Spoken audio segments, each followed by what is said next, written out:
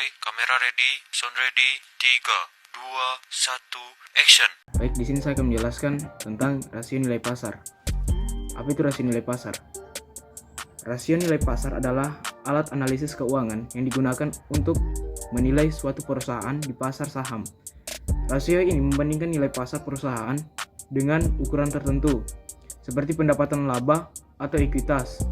Adapun beberapa rasio nilai pasar yang umum digunakan antara lain price to earning ratio, yang kedua price to book ratio, yang ketiga price to sales ratio, dan yang keempat enterprise value. Di sini saya akan menjelaskan tentang rasio struktur modal.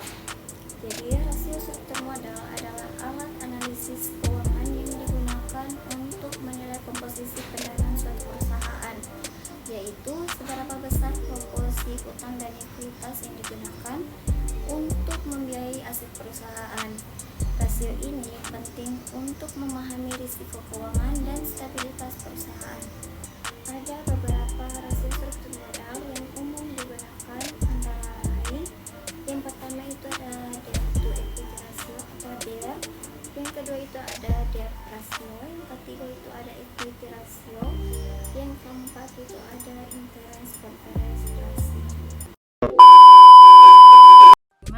Saya akan membacakan pengertian dari rasio investasi.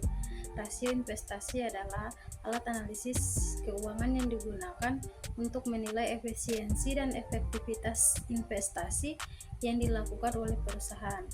Rasio ini membantu investor dan manajemen untuk memahami seberapa baik perusahaan menggunakan sumber daya yang dimilikinya untuk menghasilkan laba dan pertumbuhan. Beberapa rasio investasi yang umum digunakan antara lain adalah 1. Return on investment atau ROI, 2. Return on equity atau ROE, 3. Return on asset atau ROA, 4. Earning before interest and tax atau EBIT margin, 5. Price to earnings ratio atau PE ratio. Ekonomi value added.